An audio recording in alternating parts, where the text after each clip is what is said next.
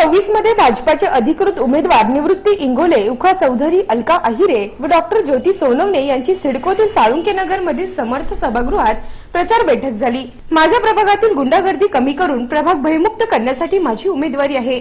माझ्या प्रयत्नांना तुम्ही साथ द्याल हा विश्वास असल्याचे प्रतिपादन निवृत्ती इंगोले यांनी केले। आमच्या परिसरातले काही गुंडा प्रवृत्ती ह्या थांबवण्यासाठी मी उमेदवारी करतोय।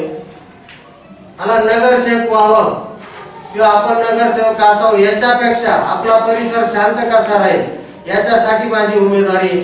आपला आशीर्वाद आमच्या पूर्ण पॅनलच्या मागे असावा अशी मी आपणास विनंती करतो। थांबतो। भाजपाचे चारही उमेदवार विजयी करा, त्यांच्याकडून काम करून घ्यायची जबाबदारी माझी असे ठोस आश्वासन कैलास अहिरे यांनी दिले। शब्द पाळल्यामुळे आज सीमाताईंचा चांगला प्रचंड मताने विजय झाला आणि पहिला निधी ताईंनी इथे दिलेला आहे या शहरात, म्हणजे आपल्या मतदारसंघामध्ये।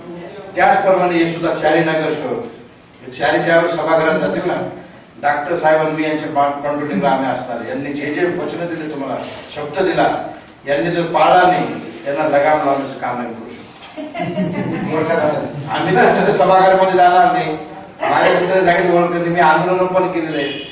जर या नगरसेवकांनी काम यांच्या इथे मी आंदोलन केल्याशिवाय राहणार नाही। भाजपाने आमच्या प्रभागात विकास कामे केली, त्याच्या आधारावर यावेळी चारही भाजपा उमेदवारांना विजयी करण्याचा निर्धार ज्येष्ठ नागरिकांच्या वतीने बोलून दाखवण्यात आला। क्वालिटीमध्ये आमच्या प्रभाग 26 मध्ये भारतीय जनता पार्टीच्या मार्फत जे कामं झालेले आहेत त्याचा आदर ठेवून, त्याचा विचार करून आज जे उमेदवार उभे आहेत, अलकाताई अहिरे, उखाभाऊ, निवृत्ती अण्णा, डॉक्टर सोनवणे यांना आमच्या कॉलनीतून भरघोस मताने पाठिंबा द्यायचा आम्ही। या बैठकीत साळुंखे नगर मधील ज्येष्ठ नागरिकांसह महिला कार्यकर्ते मोठ्या संख्येने उपस्थित होते। नाशिक सिटी न्यूज साठी व्हिडिओ जर्नलिस्ट सुनील पगारे, सातपूर।